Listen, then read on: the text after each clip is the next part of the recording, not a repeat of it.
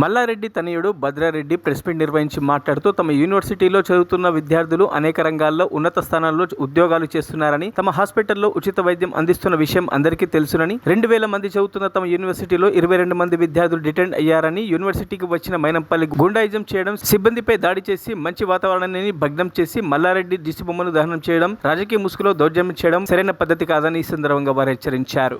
మొత్తం ఫ్రీ ఇవ్వాలనండి ఆయన, అప్పుడు మనం చూస్తాం.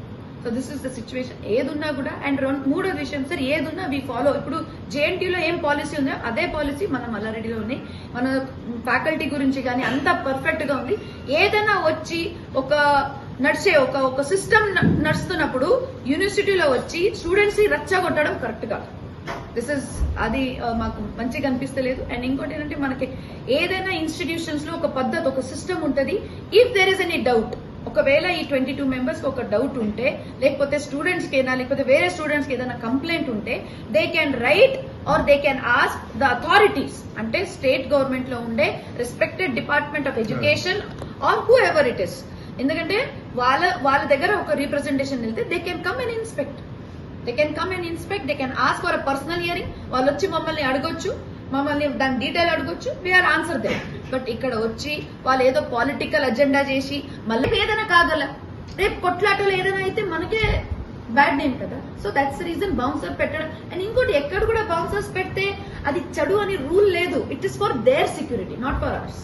మల్లారెడ్డి యూనివర్సిటీకి దాంట్లో చదువుతున్న స్టూడెంట్ కి మధ్యలో రాజకీయం ఎంటర్ అయిందని మీ భావన అన్నమాట. అంటే మీరే కరెక్ట్ చెప్పాలి. పొద్దున అయిన విషయాలు అంటే పొద్దున మాట్లాడిన విషయాలు రాజకీయాలు, అంటే ల్యాండ్ గ్రాబింగ్ దానికోసం అని ఏదో పార్టీలో ఇవన్నీ పర్మిషన్ తీసుకొచ్చడం కానీ ఇవన్నీ అవసరం లేదు కదా. అంటే పిల్లల ముందు అంటే ఇప్పుడు నేననేది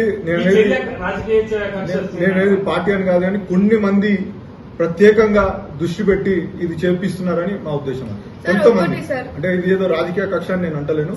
మరిన్ని అప్డేట్స్ కోసం మా ఛానల్ ని సబ్స్క్రైబ్ చేయండి.